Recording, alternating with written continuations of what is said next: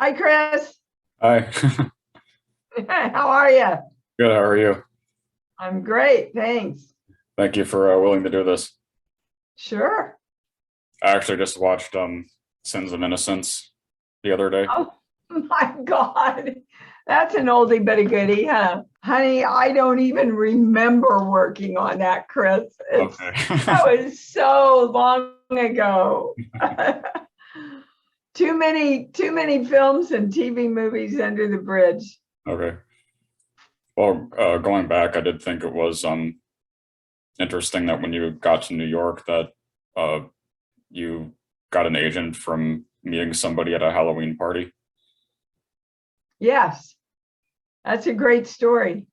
That's kind of how my life works, though, which is why I wrote Born, because I'm a pretty good creator and I know how to create really well. So I met this guy in an audition and he took me to this Halloween party. And I just, I'm from the Midwest, so I'm just friendly with everybody. And at the end of the party, this man and woman came over and said, Dee, we'd like to have you come by the office on Monday. We think we might like to work with you. And I said, oh, what do you do? And they said, oh, well, we're commercial agents. Well, it really hadn't occurred to me, I don't know why, to do commercials.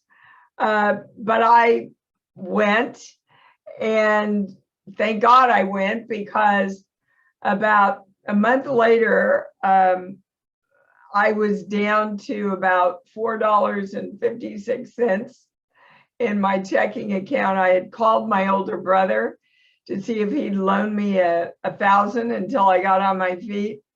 And I went on a United Airlines commercial and I got it. And this is what I did, Chris. And I made $20,000. Wow. Yeah.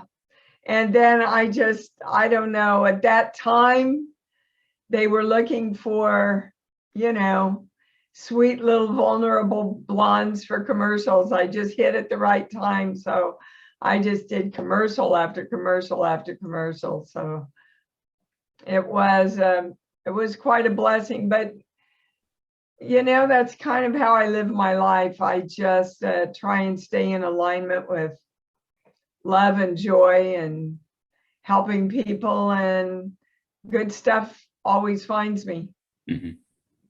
And was that particular commercial how you got into SAG then? Yeah. Yes, actually.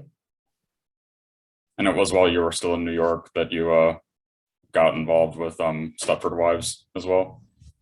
Yes.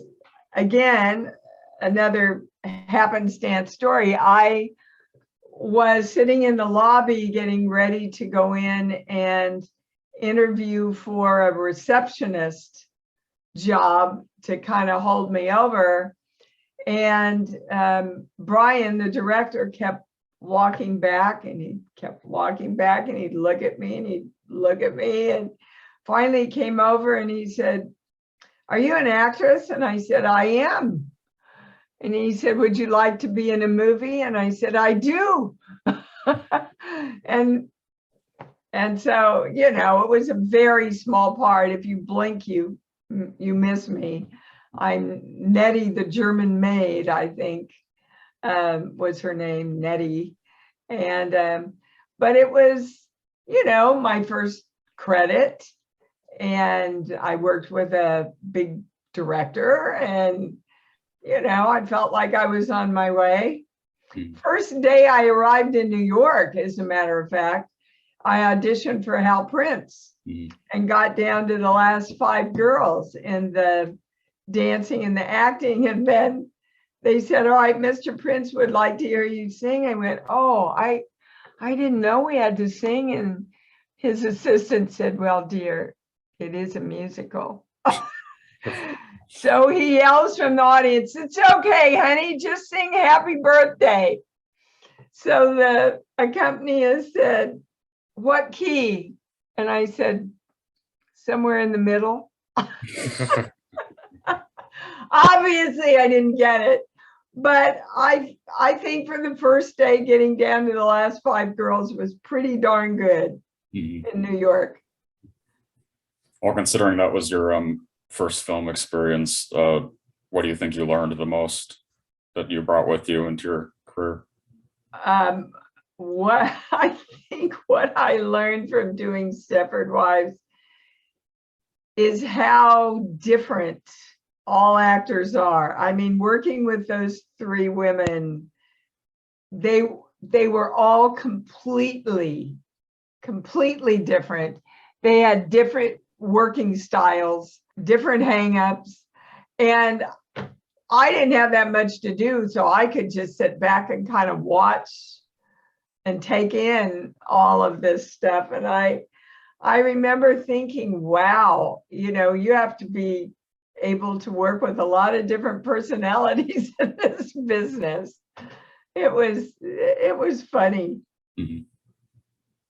And for those who aren't familiar with the cookie story that you had when you got to LA. You've done your research, haven't you? Yeah. Yes, well, it was impossible to get on the lots to meet the casting directors, which is what every actor needed to do.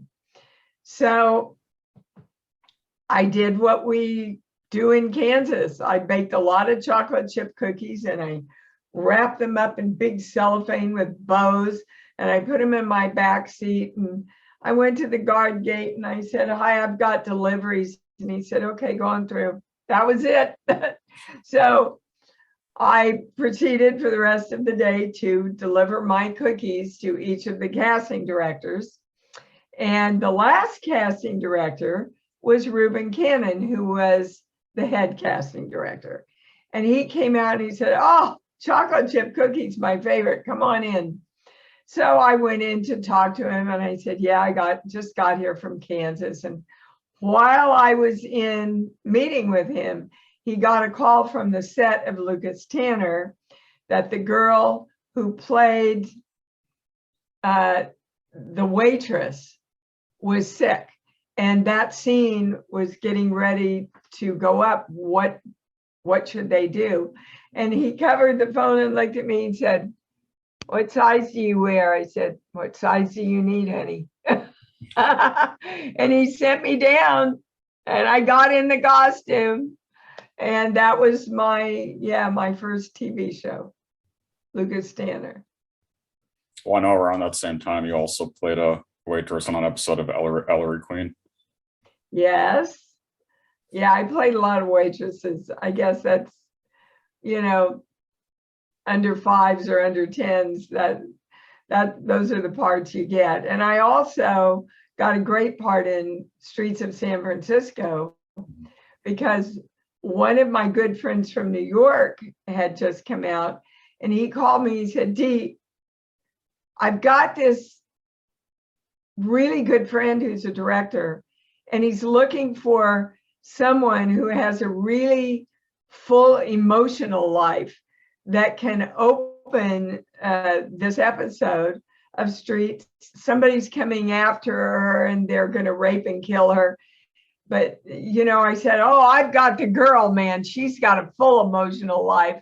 And so he trusted him and they hired me. It's pretty crazy how things fall into my lap, Chris. Oh, it's probably maybe kind of hard to answer, but why do you think there has been so many instances where you just manifested these kind of things? Oh, because I teach how to manifest things. Mhm. My book that just came out, Born, Right. that's what it's all about. It's literally a primer for how to create and manifest money, relationships, health, anything you want. So I learned it piece by piece. And I think I just initially had the heart that understood it.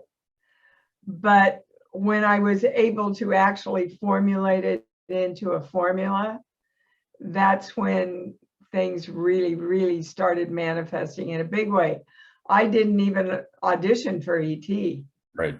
I just got the offer for it, unheard of, right? Mhm.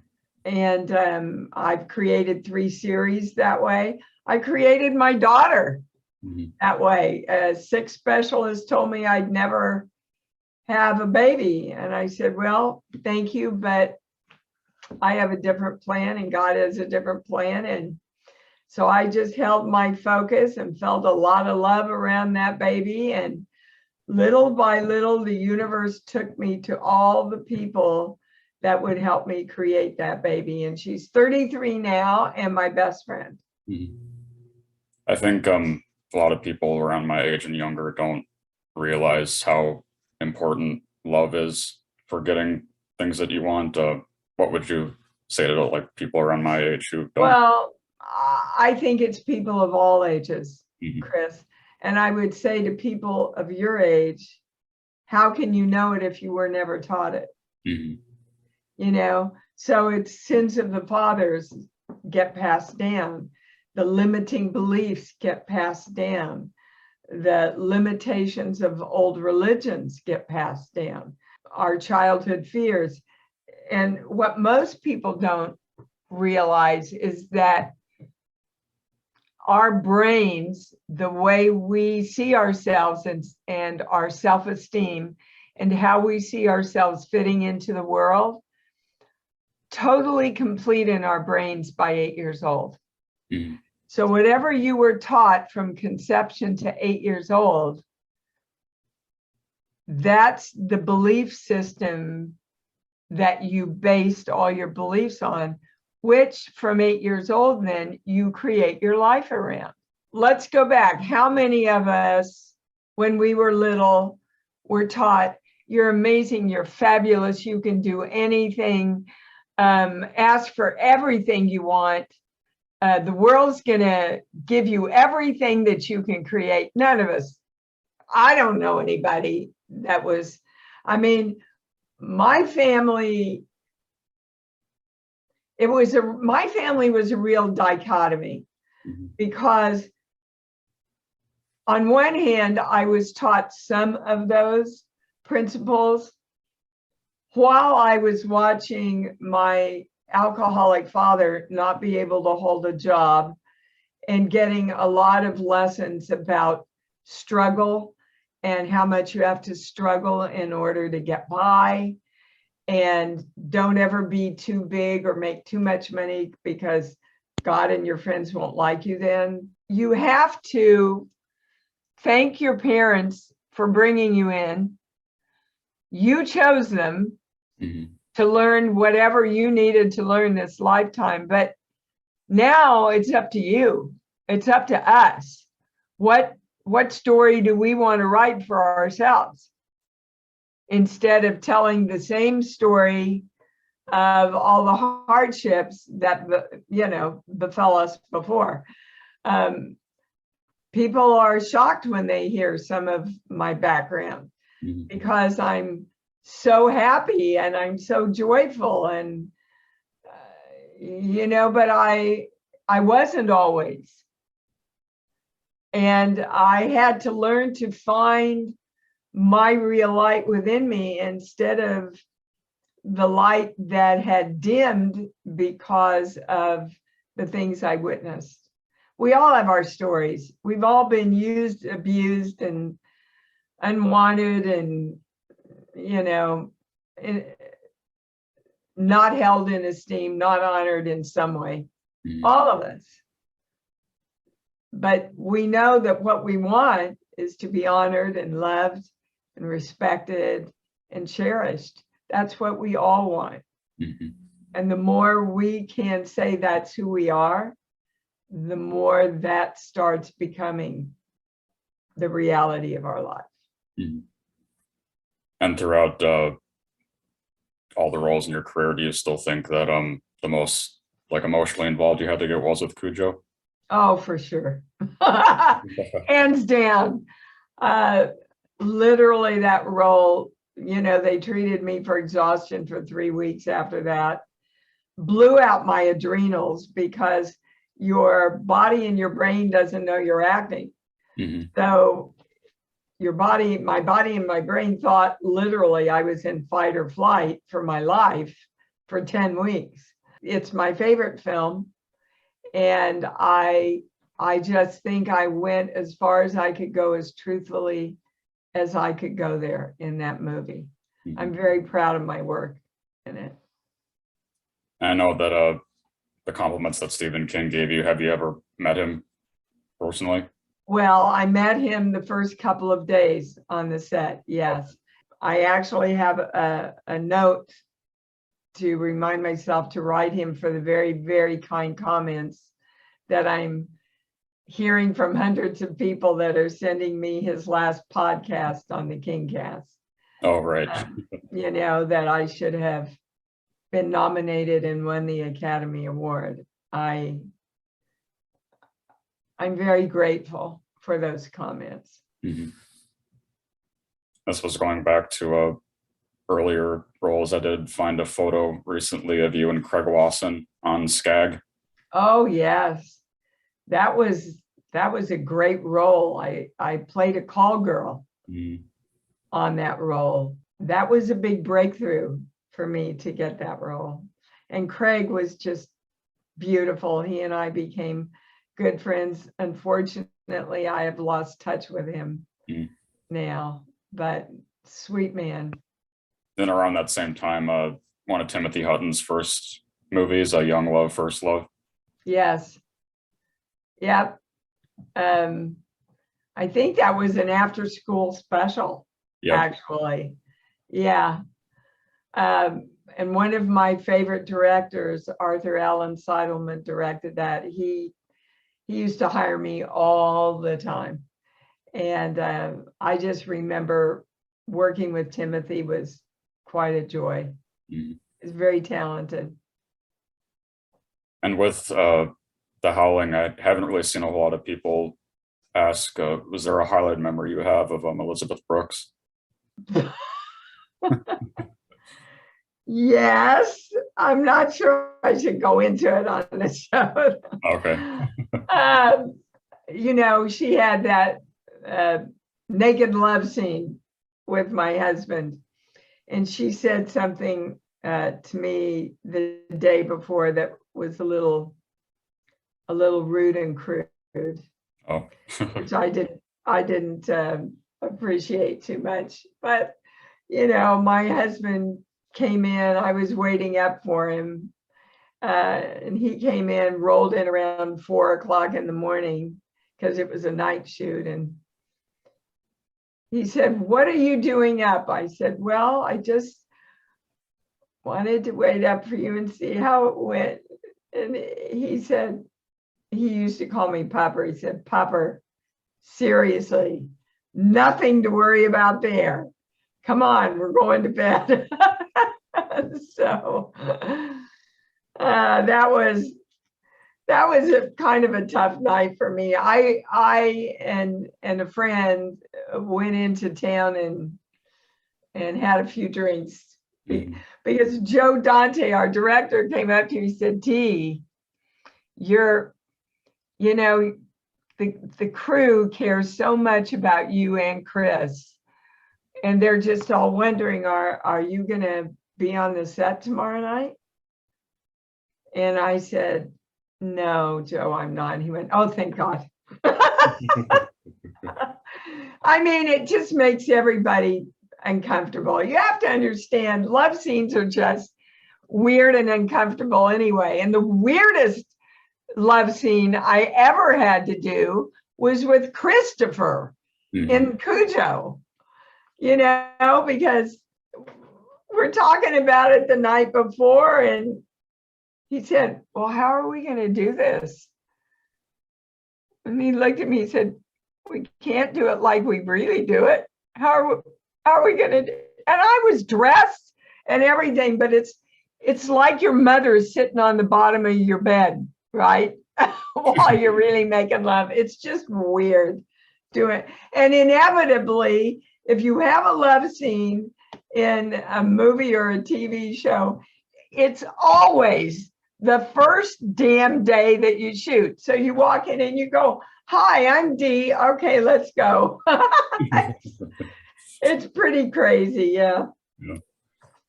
Well, I think probably my personal favorite role of yours is in Secret Admirer. Oh, yeah. So much fun. So much fun we had doing that. Fred Ward and I just had a ball doing that movie. And I don't get to do comedy that much, and I'm really good at it. So I would like to attract. I just did a romantic comedy that I had a ball in. I absolutely had a ball in, and so I'm hoping to. No, I'm not hoping. I'm creating more comedy coming to me. Yeah. What do you remember about Corey Haim?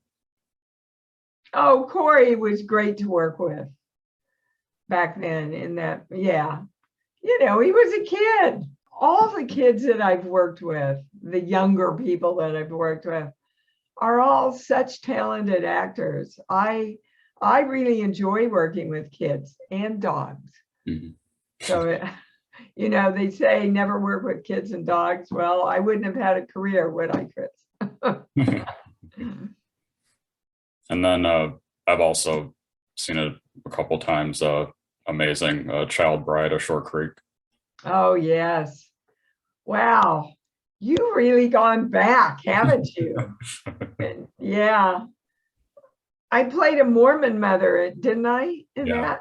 Yeah. Oh, my gosh. When we shot in Utah in the height of summer, there were several people that got heat stroke. And so there was this one scene where all the wives are lined up and I'm at the end. And of course, it's not on screen, it's an outtake, but the camera pans down everybody and it gets to me and you see me just drop out of the frame because I just fainted. Mhm. And I was out for minutes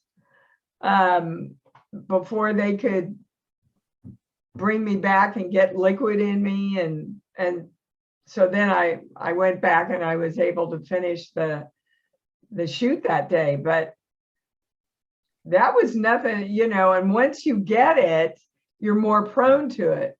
So I'm really aware of drinking a lot of electrolytes and going in the shade when I can. And yeah, but it was pretty funny. They showed me in the dailies and it's just boom, blop. It's funny. Well, and I know, of course, too, that you had to deal with really like grueling conditions on Hills of Ice. Yes, we did. Well, we're shooting in the desert, so it's horribly hot during the day and really cold at night. And they had one trailer for all of us. And we're in there one night in the middle of the night and the toilet broke. So I spent a lot of time in my car and I spent a lot of time in the woods. Mhm. Did you and Wes stay in touch over the years? Oh, no, unfortunately, we haven't. He was such a kind, gentle man. He does all this horrific horror stuff, and he's just very quiet and gentle. Mhm. He was a college professor Right. before he turned director. Well, and then I know also related to ET that I hadn't seen you talk a whole lot about your audition for used cars prior to that. Is there like a story with auditioning for used cars? The only story I have is that I went to this bare office room at Universal and Stephen met me there and he put me on tape himself and he said, okay, thanks. And that's the last thing I heard until he called and I got the offer for ET. Mm-hmm. But Stephen works very far ahead. He knows a lot of his projects ahead of time. And I think he just saw the quality that he wanted in Mary. He just wanted Mary to be naive and childlike, and I am. And vulnerable, and I am. And so he saw that quality and fortunately saved me for E.T. I know that you hear it all the time, but it's crazy how regardless of what generation people are from, that they all know the movie, like they all know what that is. Yeah, it's our Wizard of Oz. Yeah. And it will go on forever, I'm sure, because it doesn't matter how old you are, what generation it is. It's a movie that reminds you of the truth of love and friendship and working together. And we all know that that's what we need to create in the world. And it just reaches into your heart and reminds you that you're great enough to create that. Yeah, I know you talk about it in the book that that E.T. teaches all the principles of creation. Yeah. Yep. Keep your heart open, be in love, have a strong intention of where you want to get to, commit to it, work with all of the aspects of the universe that can help you get there, and then allow yourself to get there. That's I detail a lot of all of those things in Born. And it's such an easy primer, you know, guys. If you feel like you're struggling in your life to create anything, you don't have to. I know we're all taught that, but it's a false teaching. And the more you struggle, actually, the more the universe struggles against you. So I had to write this book because I know the truth, and I know the truth of how to create. So if you're looking to be happy in your life and creating an easier life, it's the book for you. And again, it might be something that's like hard to explain, but when you get the like messages in your head, like how does it really come to you? Like, is there something that you can explain about that? Well, yes, it's like hearing a voice, but I don't hear the voice like your voice. I call it a hit. You know, like think of, oh, I should call so-and-so, right? And then they call you the next day. That's channeling. And everybody can channel. Everybody, little kids do it all the time. We say, oh, isn't that cute? And that's his imaginary friend. And, oh, I wonder what language he's talking in. Isn't that weird? But they're in communication with the other side until we teach them they're not. But anybody can open up a channel. You have to ask. And if you're in fear of opening up your channel, just make sure you direct it all through divine love. And then you cannot misuse it. You cannot, first of all, look, there is no good energy. There's no evil energy. All there is energy. We learned that in 5th grade. Energy's neutral. But energy must be directed, or it will take its direction from anything that grabs its attention, like the TV. In 1 hour, you can see 50 messages of how you're probably sick, all the ailments that go along with it, the pills you should take, which will probably create more ailments for you, while they are showing you pictures of happy families and dogs. And what your brain says is, oh, I get it. Being sick equals happy. So if you're not really conscious of directing and creating where you want your energy to go, then the energy will go where its attention is taken. Mhm. And when you, Go ahead. oh, I was just gonna ask, when you are teaching acting, how does that all tie into what you teach? Well, it was all of this was really developed in my acting studio. My husband passed away right after I had started my studio. Mhm. And I dropped to my knees and I looked at God and I said, I don't want to be pissed off and I don't want to be a victim.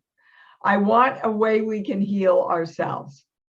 Well, that's asking, you see, and if you ask, you receive. Mhm. So like that, I got my first message, which was use the light within you to heal yourself. And I've been learning what that means ever since and how we work with the universe to do that. And so then I would go in to teach classes and I would be bombarded with these downloads of blocks and why they couldn't get to an emotion and what age it started and with what parent or what person it started with. And so everybody then in the studio started working with a pendulum, or we started with muscle testing, and which is really the same difference. And their lives started to change pretty exponentially. And then their families wanted to work with me, and then their friends wanted to work with me. And now I have clients all over the world. So my acting students in that studio and I really formulated a lot of the sheets that I work with now. Mhm. And formulated the work and the principles that I teach. If I don't believe it, how are you guys going to believe it? You know, if I'm not in terror of that rabid dog, I can't take you on the ride Mhm. of the terror of that rabid dog. Right? Mhm. So that's my job. Mhm. And I know it's another like little funny thing related to it, but you said that there was a thing in your contract where you couldn't play a werewolf. Oh, yeah. Well, at the end of the movie, Joe Dante, our director, called me and they said, look, we've shown the film, you know, at all the screenings, and all the cards come back that they want to see your character turn into a werewolf. But there's a clause in your contract that said your character can never appear as a werewolf. I went, what? I guess back then that was important, that a star never turned into a monster. I don't know. But I said, Joe, I don't care. If that's what the movie needs, just all I ask is, can you make her a little vulnerable or a little different because she has fought so hard against all this? And so that's not me at the end. That's an animatronic that Joe and Rob Bottin got together and created. So they created what I call the Bambi werewolf. Mm-hmm. With its little sniffling nose, and it's very cute, and it's very indicative of Joe's humor. Mm-hmm. And why do you think that it still holds up so well? Because it's a good movie. Mm-hmm. Good movies hold up, you know. I mean, we want to go back and look at the Grapes of Wrath and all the great movies from the 40s and 50s. You know, great movies sustain themselves because they're great. Mhm. And that was a huge breakthrough in special effects. Mhm. It just, yeah, it seems, especially nowadays, it seems more difficult to really nail down certain subgenres of horror effectively. Well, I think part of the challenge is that so many of the films that we're calling horror films aren't true horror films. They're slasher films. Yeah. And a true horror film has a real story and character analysis and character relationships that are at stake that you really come to care about, right? I think that's probably the biggest challenge right now. Why I was so happy when, oh God, now I'm not going to be able to remember the name of it. Part 2 just came out about the alien and they can't hear. Oh, Quiet Place. The Quiet Place, yeah. I thought that was such a smart, intelligent horror film. Yeah. Really liked it. Can you safely talk about the upcoming ones that you're part of? I think so. The romantic comedy is called, yes, what it's called. I think it's going to be retitled. That's why I can't name. Birthday Boyfriend is what it's titled right now. Joey Lawrence is in it, Blast from the Past. It's just a delightful little movie that kind of dovetails a lot of my healing work into this romantic comedy. I read the script and go, oh my God, I've got to do this. Mhm. I've got to do this. This is my two worlds coming together. And then I just finished a lovely family film called The Legend of Cat Claws Mountain, where I play a grandmother who we find out has a little bit more going on for her at the very end of the picture. I don't want to give it away. And then I went into one section of an analogy film about a little girl that's taken over by a doppelganger. And so there's an evil girl, and yeah, and I play the grandmother in that. So that's a few of them. Another one is called Homestead. It's all about the end of the world with a crater coming in and hitting the earth, which got pretty timely there last year for a little while. And you know, I'm just having fun going into lots and lots of different characters and different genres, and dipping into all of the different things that are me. Mhm. That's what's fun for an actor. Do you have a particular favorite like subgenre of horror that you like to work on? Subgenre of horror. I don't know. List them and I'll tell you. Come on, Chris, give it to me. Well, I guess like supernatural, psychological monster movies. Oh, probably psychological, like Cujo. Okay. Yeah, but you know, the Howling is psychological also. Yeah. To me, the Howling was always the battle between good and evil. And Cujo was always what lengths a mother would go to protect her kid. Mhm. I never looked at them as horror movies. I mean, I knew they were horror movies, but they were much more to my character than that. Mhm. What about with a shadow play? Oh, shadow play. My greatest thrill was was working with, oh my God. Who's in it, Chris? Come on. Cloris Leachman. Yeah. Just to watch her work was an enlightening experience for me, and so giving and so sweet. We just really bonded.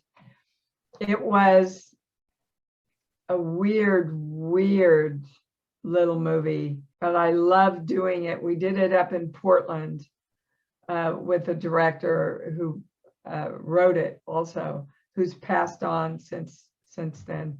One of my biggest memories is, I had this nude scene, which was a dream sequence, which was me standing, my back was against his back, and we're on this thing that goes around. So there was no intimacy there, but my husband, who had done the Howling and appeared naked in half the stuff he'd done in his life, he called me, he said, I don't want you to do that scene. I said, what do you mean you don't want me to do that scene? We're doing it tomorrow.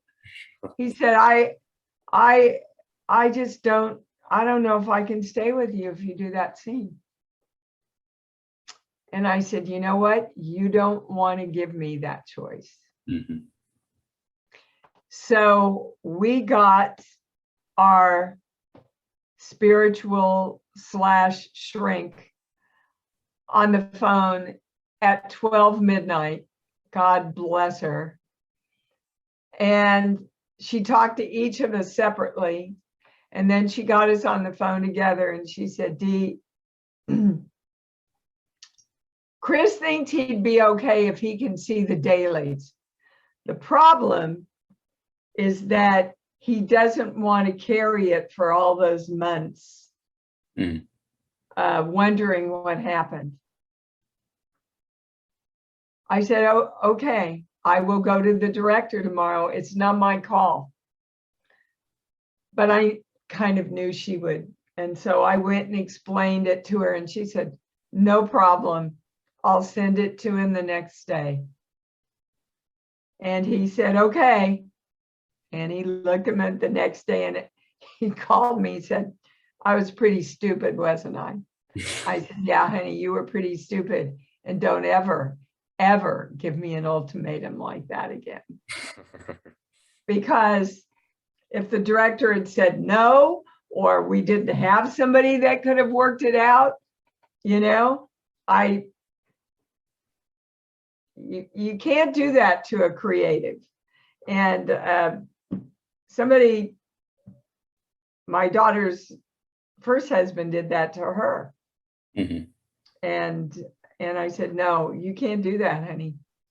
You can't. Either decide you're not going to do that or give up your career. Because you can't keep going through those, you can't do this, you can't do that. No. Did you and Chris meet on ships? Yes, we did. We had both worked for the director in other shows. And he called us and said, please, will you come in and do me a favor? So we both said, okay. See, again, how the universe works in mysterious ways. It was funny because the whole time we were shooting, he was kind of trying to direct me. Oh. And the last day on the set, we were on our way back home, and we are back to the set, back to the dressing rooms, and we had to ride together. And he said, so what's your latest gig? And I said, well, I just had a really great guest star on the Lou Grant show. And his jaw dropped and he said, did you play the hooker? And I said, yeah, I did. And before his very eyes, I could see that all of a sudden I knew what I was doing. And he kept asking me and we kept talking. And so this is back before we had cell phones. We all lived on pagers, right? The people at the paging office was never supposed to give out any personal information, but Christopher could get blood out of a turnip. And by the time I got home, there were 24 red roses at my doorstep. And that night he called me and said, "How did you get my number?" Well, the service gave it to me. I said, "How did you get the service to give you my address?" And well, you know, I just did. So he asked me out, we went out, and we were never apart from then on. Mhm. It was just, we were just meant to be together. Mhm. He asked me to marry him after 3 weeks. I said, "Are you kidding? I have only known you for 3 weeks." And he just kept asking and kept asking. And we used to go antiquing together because we were both into antiques. And one shop, I found this beautiful antique ring. And I said, "Oh my gosh, this, if we ever get married, this is the kind of ring I want." Well, he went back and put it in layaway. Oh. Smart ass that he was. And so when I finally said yes, he said, "Get in the car." We got in the car. We drove over to that shop. He said, "You know that ring I've had in layaway forever?" And she said, "Yeah." He said, "Can you bring it out?" There was that ring.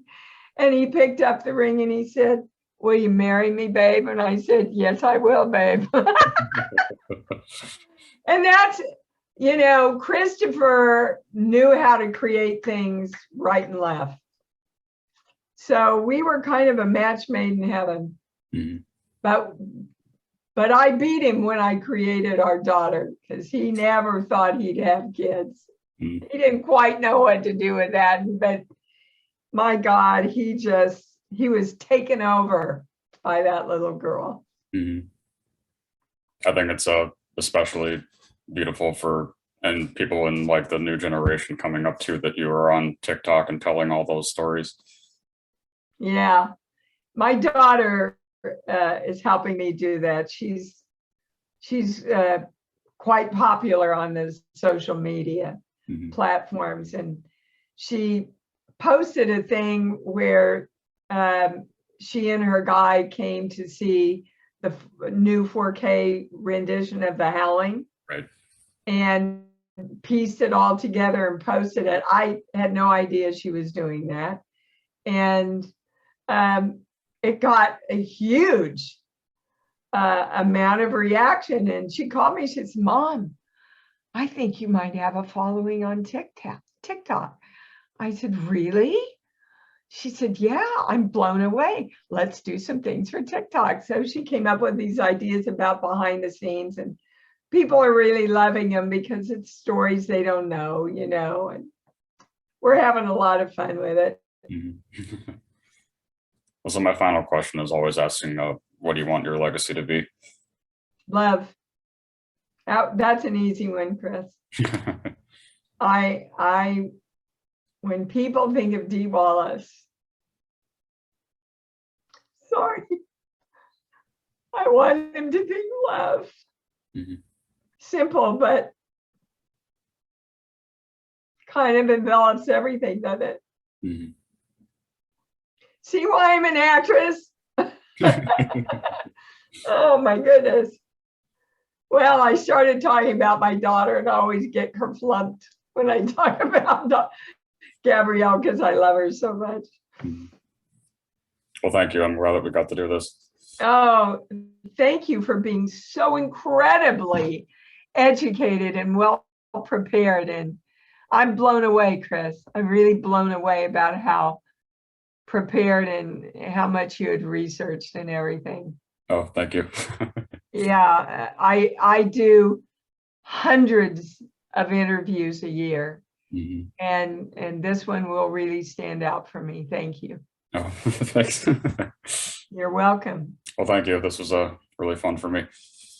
Me too, sweetheart. Go have a great life and pick up Born, and you just start creating everything you want, Chris. Okay. Okay.